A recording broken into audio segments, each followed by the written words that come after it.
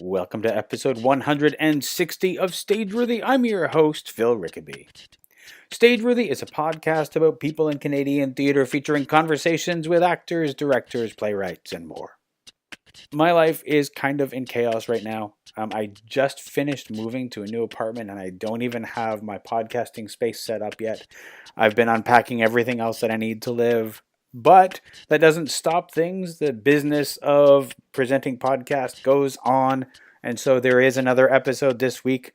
We'll get to that in a second. And did you guys know that on January the 5th, Stageworthy will be 3 years old? That's right, 3 years old. Sometime this summer, we will hit the 200th episode. But right now, I'm happy to tell you that Stageworthy is 3 years old as of January 5th.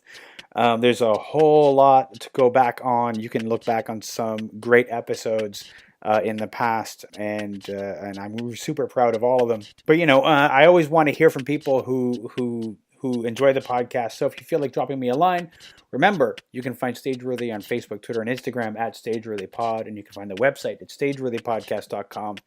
If you want to drop me a line, I'm on Twitter and Instagram at Phil Rickaby, and my website is philrickaby.com. And if you like the podcast, celebrate the 3 years of Stageworthy by telling a friend about it. Some of my favorite podcasts became my favorites because somebody I knew told me about them. And it's a great way to spread the love about podcasts that you enjoy. And while you're telling people about it, or if you want to help other people find it, make sure that you leave a comment and a rating on Apple Podcasts, Google Music, or wherever you get your podcasts, because those ratings and comments do, in fact, help new people find the show.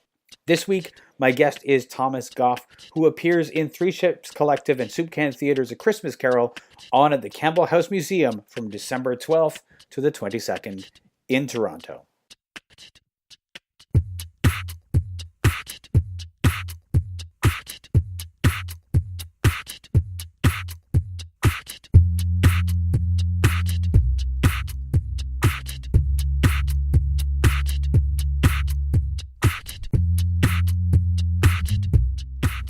So you're working on Soup Can Theatre's A Christmas Carol. Yeah, you're playing Ebenezer Scrooge. I am being Scrooge, yeah.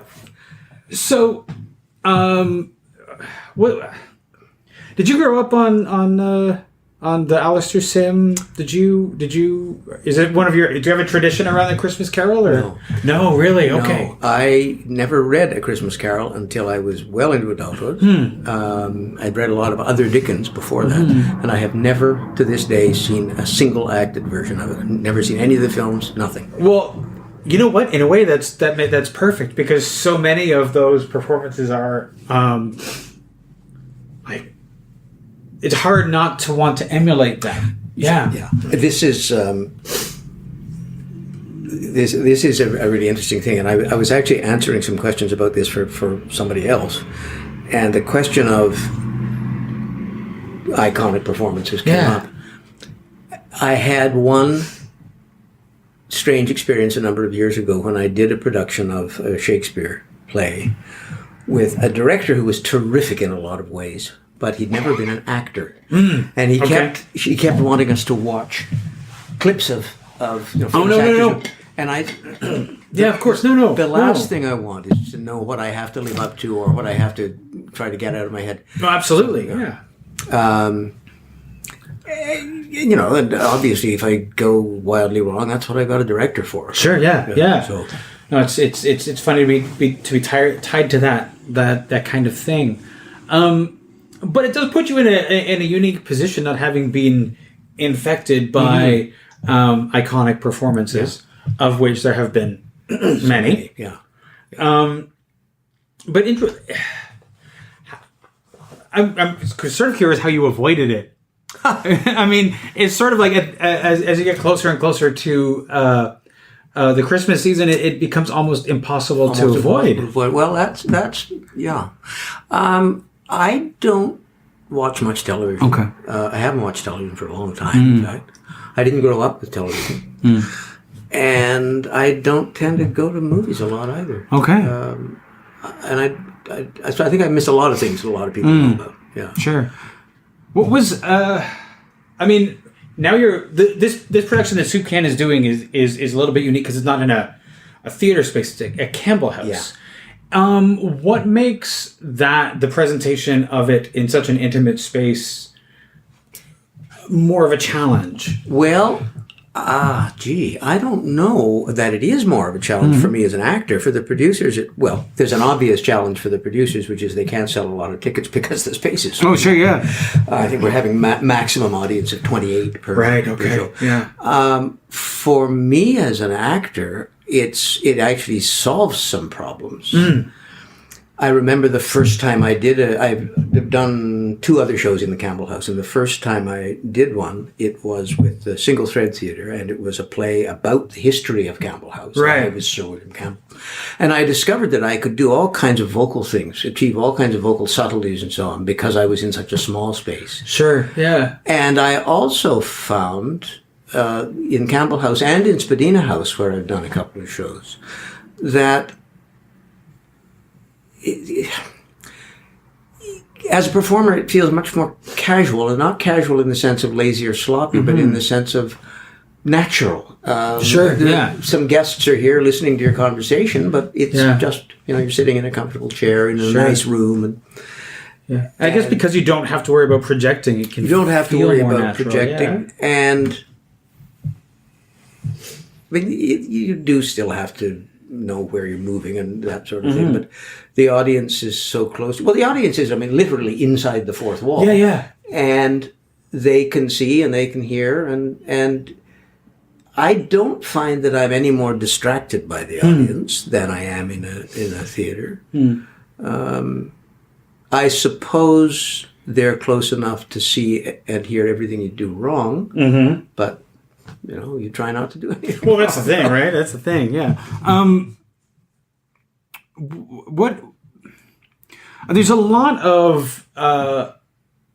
of historical references in A Christmas Carol. There's things that are mentioned so casually that would have been obvious to a Victorian audience that are very obscure to us, and we only recognize them by virtue of the fact that some of us have seen the movie or whatever and heard the references every year, but they don't register. Well, there's a lot of that in Shakespeare. Sure. Yeah.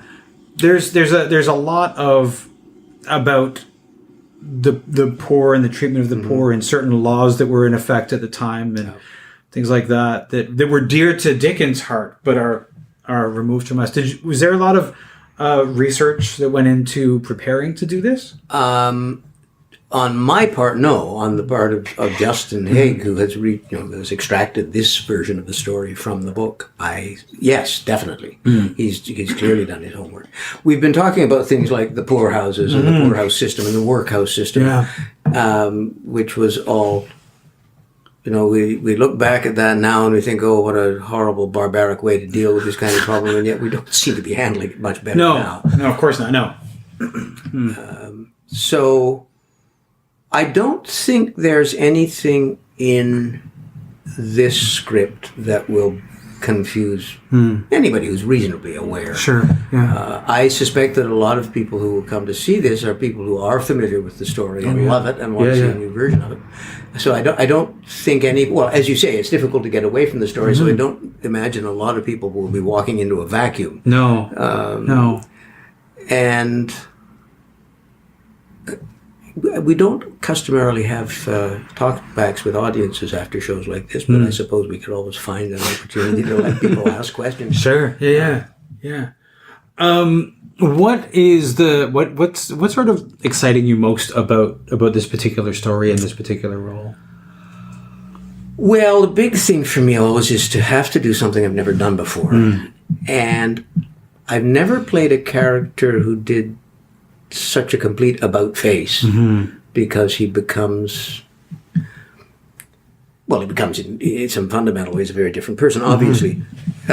One of the interesting things about this, and Justin is giving a lot of help with his script, is making the transition from Scrooge at the beginning to Scrooge at the end. And it's easy to see Scrooge as a one-dimensional character. Yes. Yeah. Who suddenly turns into a totally different one-dimensional character. Yes, yeah. But that's melodrama. I don't want to do that. So the what's really interesting to me, and we're just starting. We've been rehearsing for a few days. Is finding the moments at which there's a little bit of a hint that maybe Scrooge is cracking, but not giving it away completely too early. Sure. So it's a very, very clear arc of character development, which makes it easier in some ways. You know exactly where you have to get to. Yeah. But because the change is so huge and the space of time that it has to happen in is so small, it's how do I do it without being too obvious? Yeah. How do I make sure that the audience gets the points? That the audience can go back at the end and say, "Oh, that's why he had that look on his face," 15 pages ago. Yeah. It's super interesting because I think a lot of people, you can see Scrooge as a one-dimensional character that turns into a one-dimensional character, but he's very human. He's just reacted to his own life in a particular way. And again, in Justin's script, I don't remember the book at all. It was a long time since I read it. But in Justin's script, it's very clear, if you think about it, why he's become the person he was. And what I'm hoping really is that people will see Scrooge as someone who, not as someone who suddenly becomes a different person, but as someone who wakes up. And rediscovers stuff that always used to be there. Sure. Because, in the story, he in the book, in many of the movies, he was once happy and celebrated the holidays and, wasn't the closed off person that he is. And we have Scrooge at three different ages here. We have the very small Scrooge, and we have the young man who has a scene with the young woman he's going to marry, and so on. We see why that doesn't happen. Yeah,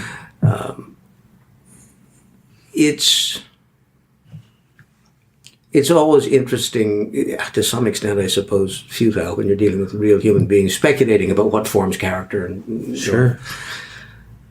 I think some of Scrooge is pretty obvious, but as an actor, I have to find some stuff in the character that isn't necessarily in the script. Possibly nobody but me knows anything about it at all.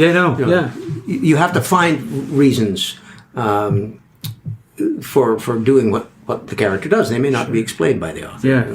Well, that's always one of the interesting things about three-dimensional people is we don't have to explain and we don't have to explain everything. Yeah. It doesn't we love to explain and make sure that everything is understood, and I think leaving things open for interpretation by an audience is a real like you're trusting your audience when you do that. Absolutely, and the same thing goes, of course, for the relationship between the director and the actor. I love working with Sarah because, like all the good directors I've ever worked with, she trusts the actors. She doesn't say, "This is just the way you have to do that." Yeah, she trusts us to make our own decisions, and she always wants to hear what we're thinking. She wants to discuss things, so it really is a collaborative effort. But there are things that you don't tell the director about. Oh, sure. How you're getting to where you're going. Yeah, you don't always have to tell them. No. You don't always have to tell them. If it's working, you don't have to justify anything. Yeah. And sometimes you don't know yourself, of course. Yeah. I remember years ago I did a production of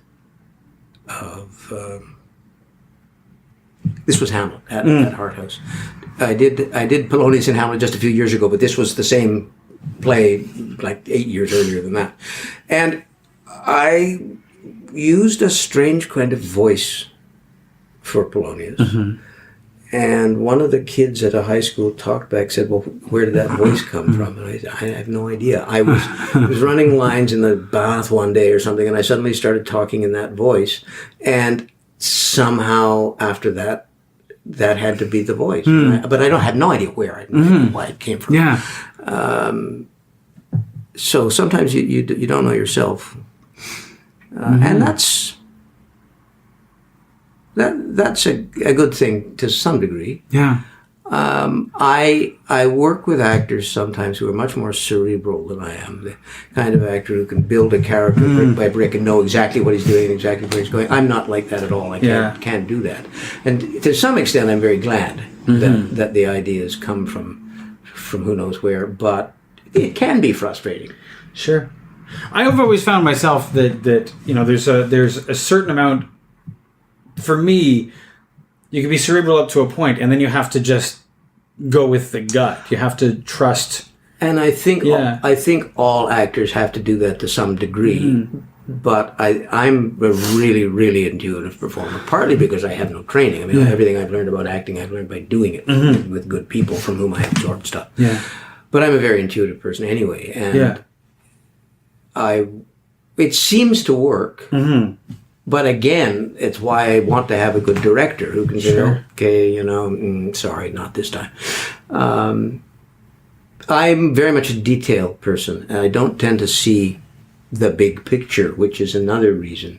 I may play a scene in a particular way, and the director may say, that's absolutely wonderful, but it's totally inconsistent with everything else you've done. So let's think about that. But I mean, in a way, that's kind of your job, is just to look at what's in front of you right now. Yeah. And that's why you have a director, so that they can help keep things consistent. That's the way I look at it. Thomas, what's your theater origin story? How did you start doing this?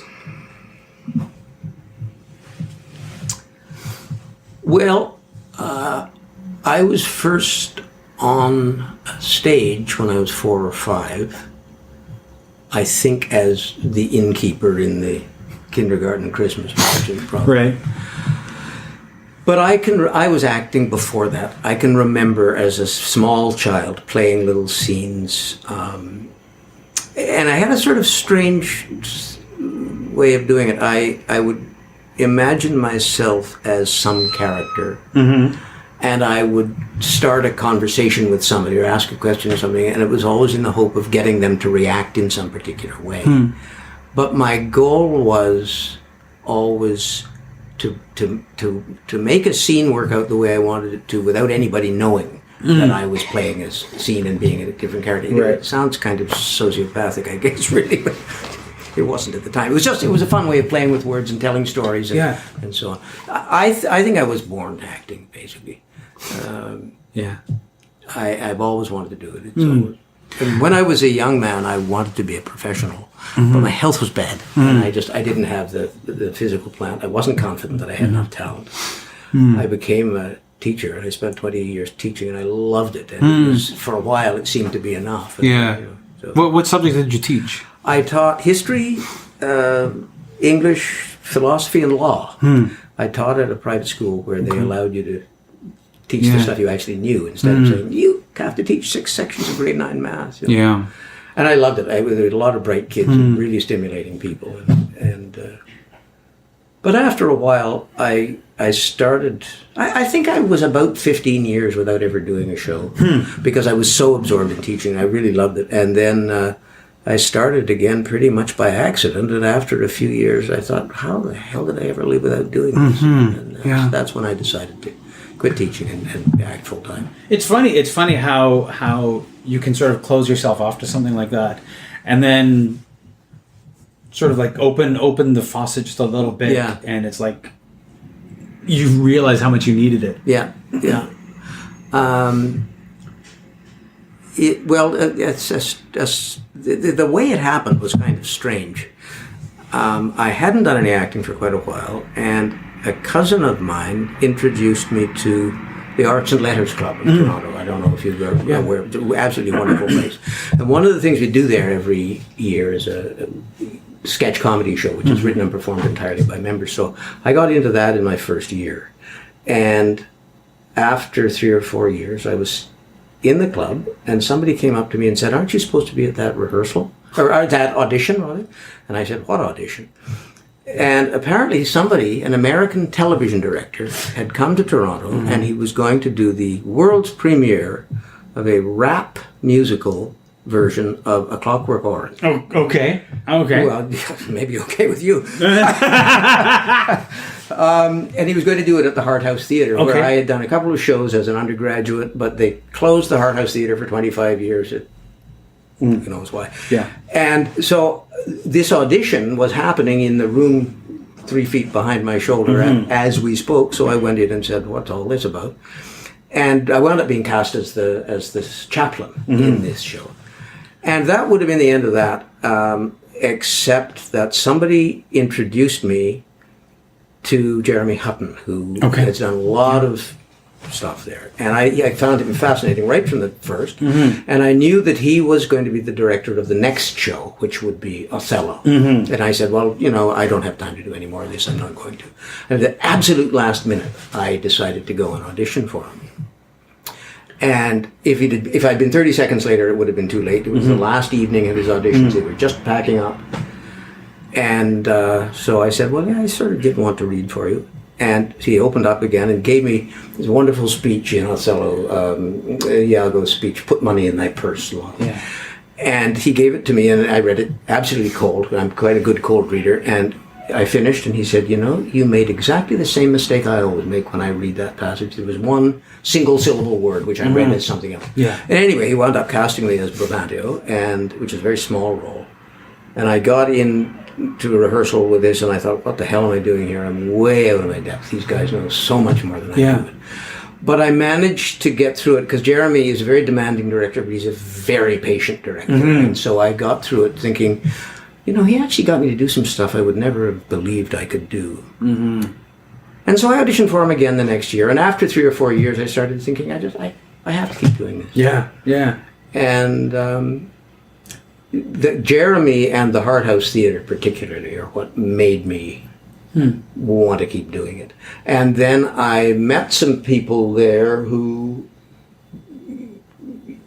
got me connected in one way or another with other theatre companies, like the Single Thread, which is a wonderful outfit that started as a student group at Queen's, and the Soup Can and Brandon Crone's Safeword and so on. They're all, the relationships are all terribly incestuous. They're all lending talent to each other.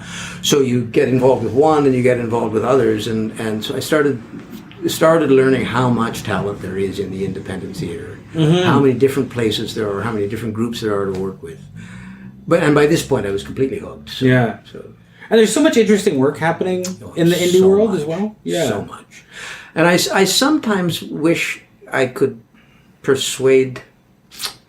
I mean, the big established companies are doing great stuff. And so on. But I do wish some people would, instead of spending $140 to go and see The Sound of Music again, would go and see 6 or 7 indie shows instead and find out all the... There's a lot of stuff happening in the independent theatre that is not at all comfortable. Oh, yeah, absolutely. And which is, there's a reason for that. But it's also really exciting. Yeah, very, very exciting. There's so much interesting work, and it's work that in some cases some of the established theaters wouldn't do because they have concerns about their subscriber base, or they don't want to offend this group or that group. And the indie groups can really push the envelope. And if they don't make a profit on a show, they don't expect to, and they don't. Most of them have bricks and mortar they have to look after. Yeah. Practically everybody I know in the indie theatre is actually making a living doing something else. Oh yeah, absolutely. Which I wish didn't have to be true. But so there's a sense, that they can afford to take risks because they're going to be broke anyway. Sure. Well, that's the thing is if your goal has been, well, if we can come close to breaking even, then we can call this a success. You're not worried about, you're not reporting to a board of directors or things like that about your losses and worrying about a profit. And every once in a while, I think we snag a few more interested people. Yeah. And I find that the cross-pollination is really exciting too. I don't know if you know of a monthly event called Sing for Your Supper. I'm aware of. I've been a few times. Yeah. Absolutely wonderful. I haven't been there for more than a year because I've been so busy every single damn month, but I love it. And one of the reasons it's such a wonderful event is that you get people from all over the place. Yeah. Not just actors, directors, writers, and so on, coming together and just saying, okay, what do you got? What that I can be interested in now? Yeah. And there's always somebody there you've never met before who keeps coming back. The first one of those, the first or second of those I went to, which would have been more than 10 years ago now, they were meeting probably illegally in an abandoned building downtown on Temperance Street, replaced by a condominium tower. And I read something, and a young guy came up to me afterwards and said, "Hi, I'm a filmmaker. Can I put your name on my list of actors to get in touch with when I need actors?" And I said, "Sure." A young Toronto director named Christian Distallo, and a couple of years later I made a little film with him, a story that he had conceived himself and sensibly got somebody else to write for him. And it wound up at the Cannes Festival in 2015. Nice. So the connections are extraordinary, and you meet somebody, and then 3 years later you think, wow, what did that lead to? Well, there's all over the place. Absolutely, there's a lot of that kind of thing. Is if you think about people who have sort of come from indie, so people like Kat Sandler and Theater Brouhaha, when they're started doing stuff, they're doing stuff like out of pocket, renting a theater and doing their own stuff, and then she's produced by Tarragon and Factory in the same year, and things like that. So they're like indie there's a path from indie to a little more mainstream. But I think people who start indie, they always, I think, keep a foot in indie. I think you're right, yeah. Yeah. The last show, the Hard House season this year, is a play of hers as well. They're just auditioning for it right now. It's called Retreat. Okay, yeah. Nice. Unfortunately, there is no role in it for me because I'd love to do some of her stuff. I had a chance, actually, to read, to read in public a play that she had just written a number of years ago, the final day of the Fringe Festival. There was going to be a reading. I don't know, she'd won the Fringe writing contest or something. But the 24-hour playwriting contest, yeah. But there was going to be a reading late on the Sunday evening, and somebody called me and said, "Would you like to be one of the readers?" Yeah. I had a rehearsal at 10 o'clock the next morning in Kingston for the new Kingston Theatre Festival, the Kick and Push Festival. So I had to say no, and I've regretted it ever since. Because I had to get there and meet my parents and all that. Was probably late night. Which was then produced by Moses Znaimer at the Zoomer Theatre a few years later. Yeah. In terms of you mentioned how you sort of like you were born an actor. You were always doing that sort of thing. For a lot of people, we act and imagine when we're younger. When we're children. Yeah. And it's something that we grow out of, or it's grown out of us. Yeah. I think that it can be pushed to the sidelines. You're too old for that. Yeah. But actors sort of hold on to that for a while. I don't know. I don't know why. I don't know what's different. Retrospectively, I can probably imagine some of the things that, if they didn't cause me to be an actor, fed it. I grew up in a house full of books. Both my parents were highly literate and very much concerned that their children should know and love the language. One of the reasons I don't watch television is that my mother did this wonderful thing that you couldn't possibly do now. She refused to have a television until her youngest child was an addicted reader. And it worked. Yeah.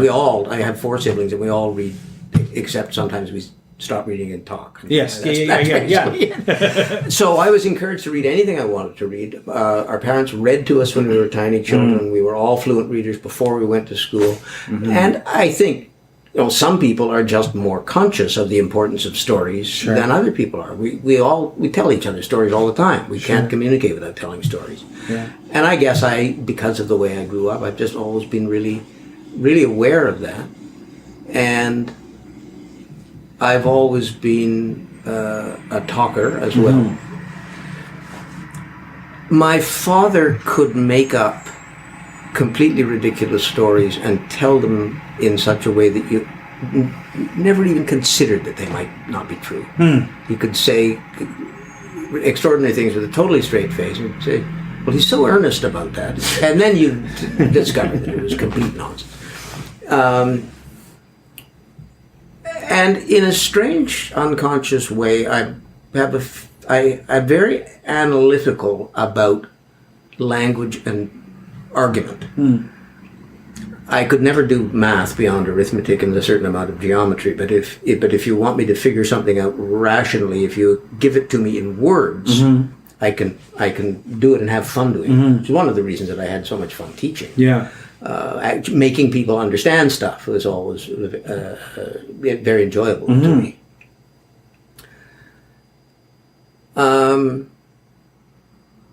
But where fundamentally the desire to perform comes from, I just don't know. But I know it's absolutely essential to me. I do think that there's something that happens when a child is read to from a young age.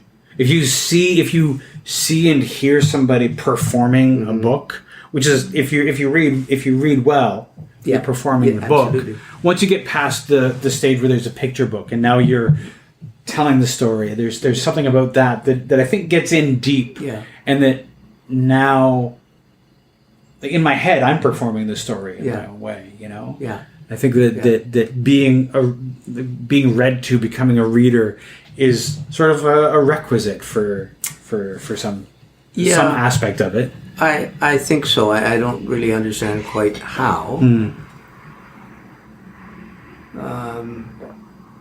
So this is making me wish I could remember a little more about the way it developed. There is an interesting. Recently, I heard somebody on a radio show. I heard it on the podcast version. They were talking about how science still doesn't understand what happens in our brain when we read, because we translate words into images in a way that is not fully understood. All the things that are happening when we read, because ways that we see ourselves as the different characters, the way that we see the words on the page is not fully understood. What the mechanic of that is, which is a fascinating thing. And I know absolutely I find myself a character in the story all the time. Yeah. At least if the book is any good. And I do that. I read a lot of history. I do that with history as well.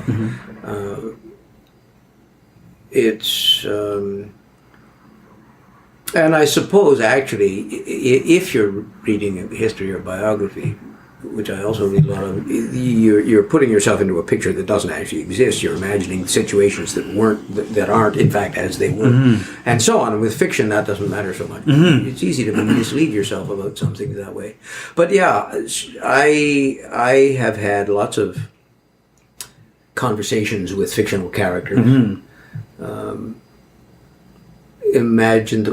sure you're aware of the great. Vast by this point world of fan fiction. Yes, yeah. Well, boy, I bet that covers a whole. But I can remember doing that when I was a kid. Oh, sure. Wanting to know, and I think it's partly got to be a hunger. I can remember. I was a rather solitary child in some ways, even though there were lots of people around me. And I can remember reading stories saying, I wish I knew that person. And then I would, make up adventures for us to have together. Yeah. So yeah, I think early immersion in stories gets you telling stories. Yeah, absolutely. When you were teaching history, was there a particular aspect of history, period of history that you most enjoyed telling people or teaching? Well, my own academic background, such as it is in modern European history, so that was the thing that was easiest for me. But we had a sort of movement among the students about halfway through my time there, people saying, please, could we learn some classical history? Oh, okay. So then we started teaching some Greek and Roman stuff. And then I taught for a number of years sort of Western intellectual history course, which was a lot of fun. And it was eventually taken over by one of my colleagues who actually had a much better background for it than I had. I think the thing I was most interested in, actually, was the philosophy. So we talked a lot about politics and intellectual developments, and I did a lot of stuff on 20th century European history, so I read a lot about the backgrounds to the wars and how all that stuff developed. So military history itself was never an interest of mine. And after a few years of teaching, I started teaching philosophy, and I found that in some ways that was the most rewarding thing of all.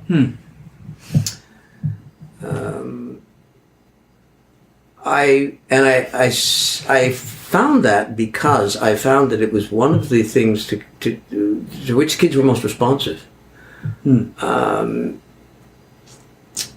I had some kids who were very, very interested in history, very responsive to the changes in the flow of events and so on and so forth. But as a general rule, I think by the time they get to high school, kids have been taught that history's boring, and sometimes it's it's a real chore to get them involved in it somehow.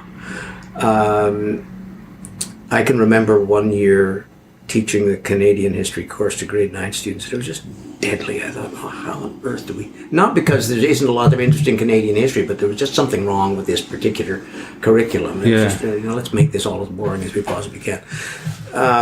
I did find that the best part of teaching history for me was once I got them a bit interested, there would be some really interesting questions. Yeah. And trying to make people understand. Teenagers tend to have really neatly organized world in their heads. And I found it very satisfying, sometimes kind of frightening, trying to make them understand that we don't actually have a lot of really simple solutions to big complicated problems. Yeah. And it's all very nice to think, well, the people demanded this and the people achieved that. And so, well, who are these people we're talking about? Yes, yeah. Do you realize that there are 970 different interest groups involved in this? And you've also got, political leaders who have their own axes to grind, possibly don't know as much about the situation as they want you to believe in. And getting them to realize... Because once again, I was dealing with a lot of very bright kids, getting them to understand that a lot of things are way more difficult and frustrating than they imagined. In other words, trying to help you grow up a little here. Sure. I found that interesting. But I think the thing I found most rewarding was philosophy, because there's so much opportunity to get them to look at their own ideas and say, oh, gee, maybe I need to think a little more deeply about it. And I also spent a lot of time in that philosophy course teaching them how to reason in words, the logic of rhetoric, the reasoning of natural language. And it was absolutely astounding. I would give a class full of bright kids a syllogism. Everybody in this class is a high school student. You are in this class, therefore you are a high school student. It's absolutely basic, simple reasoning. And I would get these fantastic reactions. They would say, you mean there are actually rules to thinking, and there are ways of putting pieces of information together which will give you absolute certainty that another piece of information is true? And part of me says, well, what the hell have they been teaching you up to now? But part of it says, yeah, and now we can go on from here. And you can know that you don't have to be constantly frustrated by your inability to come to a reliable conclusion about something. And the bright ones would just grab this and so... Were there others that had difficulty accepting it? Oh, yeah, absolutely. Yeah. It was a school for bright kids. Almost all our kids went on to university. Almost all of them graduated from university. But there was still a range. Sure. I had one philosophy class which had 10 kids in it. 4 or 5 of them were pretty typical students of the school, which is to say reasonably bright. A couple of them don't think we're not bright enough to do it, but realized that they, or possibly hadn't yet realized that they weren't really interested in doing it, so we didn't get a lot out of them. One extremely bright kid, and then two of the smartest people I've ever met in my entire life, and all in this one little group. Yeah. So, yeah, there were some who had trouble with it. There were some in any class. There are going to be some kids who would say, "I'd rather be doing something else." Sure. Yeah. This is my least favorite subject, or you're my least favorite teacher, but I have no way of telling you that. Or,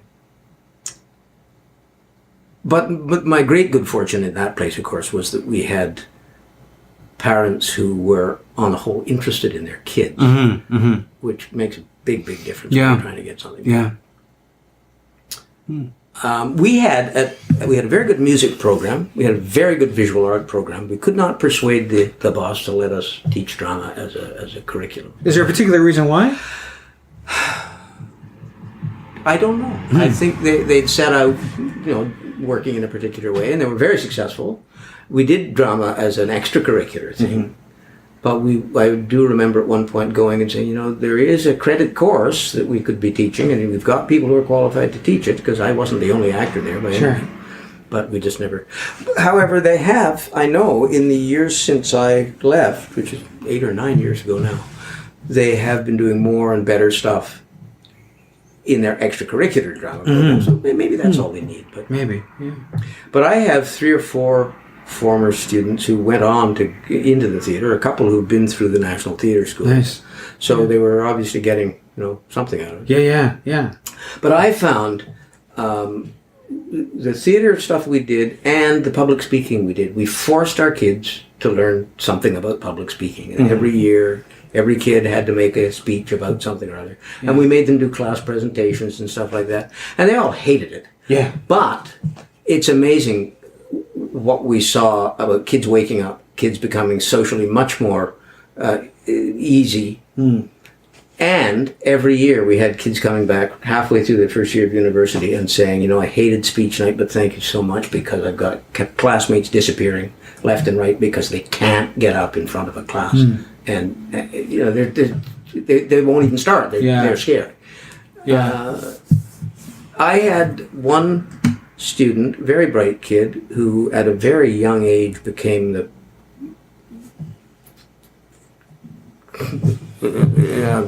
commander-in-chief, whatever it's called, of a division of one of the big banks. I think like 25 or something. And he came back and said, this was really interesting to me. I was one of 1,000 candidates. And when they offered me the job, I said, okay, why did you choose me? And one of the things they said to me was, you were the only person we interviewed who could get up in front of a group of strangers and explain what he was thinking about. And I thought, yeah. If I told a class that that's what this can do for you, they'd all say, don't be ridiculous. Of course, yeah. But they come back later and well, there's certain things that you can't tell a student. Oh, absolutely. Why, how this can serve them down the road. Yeah, absolutely. It's something they have to realize on their own. Yeah. I had a boy who I hadn't realized to be particularly interested in an English class, and he came back to school some years later and said, I'm reading my way through all of Shakespeare, because just something came back from your class and said, there's got to be something here. I had a very strange and disappointing passage with a senior teacher once, a wonderful person who was fantastic with small children. And at one point I said, in the course of a general conversation, that I thought we should be teaching younger kids the basics of logic, the basics of rhetorical reasoning. And she said, no, at that age they're too young. And I thought, well, A, I don't think that's true, and B, a lot of what I'm doing as a teacher is laying timed charges. Yes, yeah. I don't expect them to understand all this now, but I do expect them to be coming back in their own minds a few years later and say, oh, that's what they were talking about. Yeah. And I think, that certainly happened to me throughout my life. Oh, sure, yeah. Now I know why they were on about that at school. And of course, we also had the idea that pushing them a little beyond what they already know is better than just giving them the same damn thing they've been doing all along. Yeah.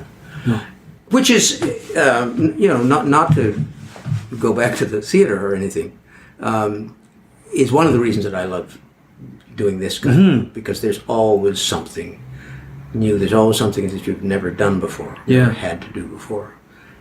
And that's sort of what keeps me at it. Yeah. I can't think. I mean, one of the frustrations of working in the independent theater is you never get to run a show for very long. That's very true. Hand, the idea of being cast in, as the detective in The Mousetrap and playing the same role for 17 years. No, I couldn't possibly do that.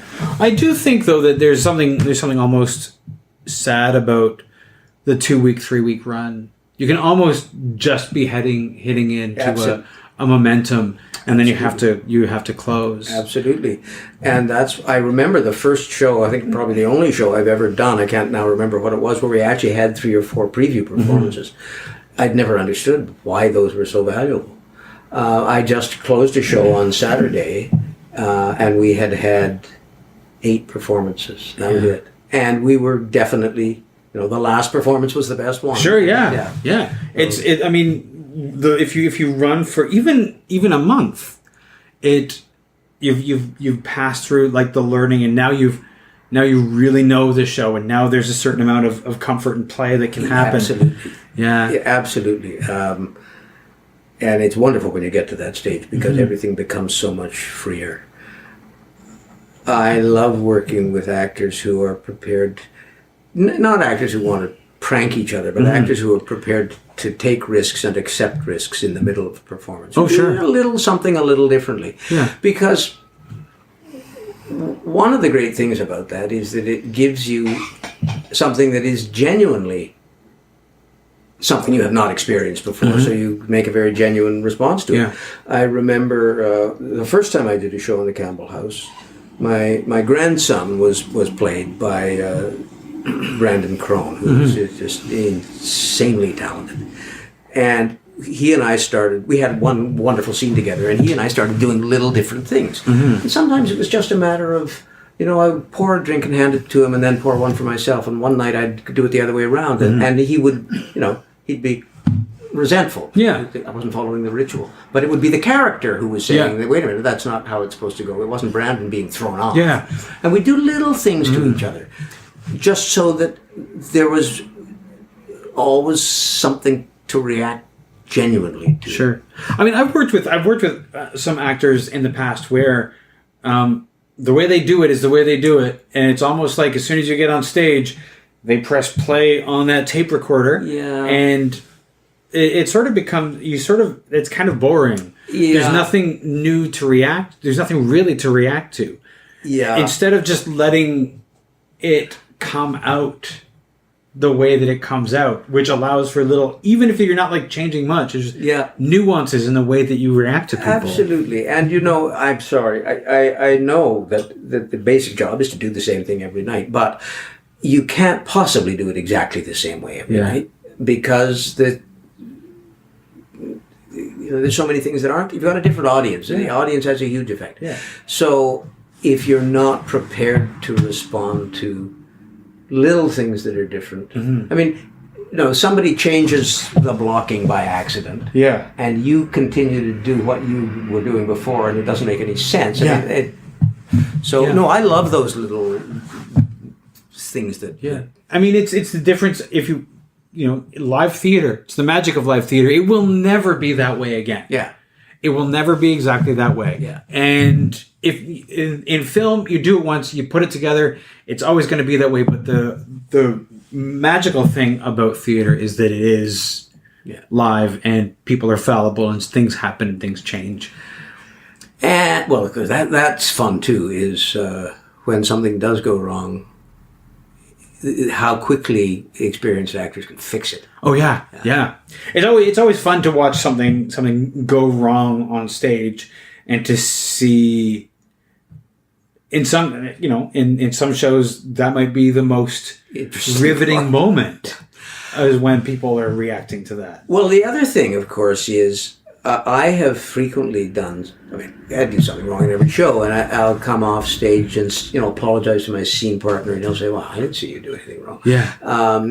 Your own mistakes are big in your own imagination, Absolutely, but most of the time the audience doesn't see anything. Yeah. And I was explaining this in the show I just finished. There were some good actors who are actually something else. I mean, a lawyer, and they were terrific at this.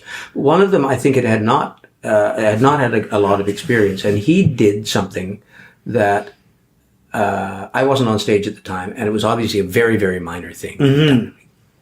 Transpose 2 lines or something. Yeah. And he was really beating himself up about it. And I said, listen, you have to be aware that 99% of the time the audience has no idea what's going on. And very, very much of the time, the other people on stage didn't see you do anything wrong either. And you've got to just... And I told him about... I did one sort of late rehearsal session once with Stephen Ouimet, who was a friend of the director I was working with and came in to do a sort of last-minute publishing thing. And he told us about this thing that he said they do at Stratford, which is instant forgiveness. You make a mistake on stage. You start brooding on it, you're dead. You start a whole chain of things that you do wrong. You have to say, okay, that was wrong, but you did it, fine, forget it, keep going. And I would try to explain that to this guy, and I don't think he was getting it. But it's hard to do, because you're so exposed. Yeah. And, when you're a little boy and you steal a cookie, you think everybody in the street knows that you just stole a cookie. Yes. Well, when you actually are standing in front of a crowd of people who are watching what you're doing, it's easy to think, oh my God, everybody saw that, my career is over. And if you do that, you screw everything up. So you have to say, all right, I won't do it again. Now let's keep on with it. Yeah, no, you have to, you can't hold on to it or it does affect everything. Yeah. Just as we're finishing off, in terms of A Christmas Carol, is there something that you? I mean, it's early days for rehearsal, but is there something that is exciting you the most about it, frightening you the most about this character? What's really got you going? Yeah. I think the thing I mentioned before about making the transition. Making him a believable character in the first place, and he's a pretty unappealing character at the beginning. Yeah. Making him a believable character in the first place, making a transition that is not too lumpy into another but much more pleasing, believable character. I think that's the big thing. Yeah. And there are also a couple of places where the semi-hysterical moments are a little difficult to make believable. Sure. How do you react the first time you see a ghost? When you feel threatened by Yes. Yeah. And Dickens, of course, Dickens's sentimentality can be a bit of a bore sometimes. I think I don't think he is as sentimental in this story in some ways as he is in some of his other works. But there are things that appeal very much to the Victorian sensibilities as we understand them. Yes. Yeah. That don't go over so well with a modern audience. Yeah. And figuring out how to present those things, convey the emotional power without making them think, oh yeah, you're being melodramatic. I think that's going to be the technical challenge. Yeah.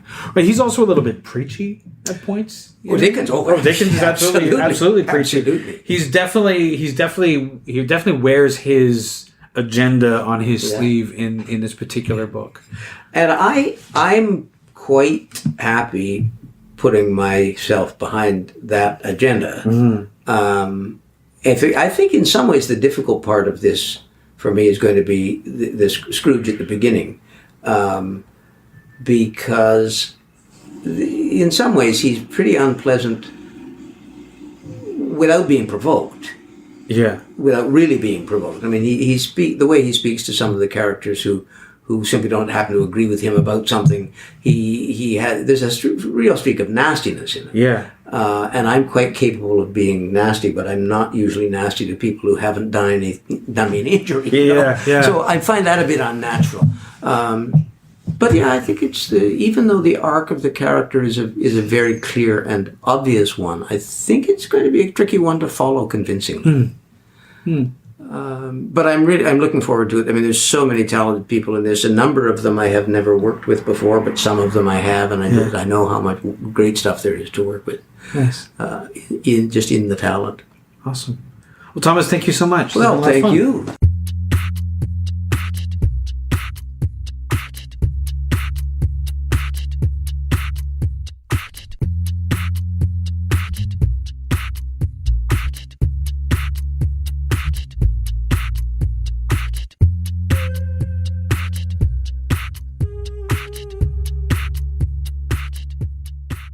This has been a Homebody Productions production.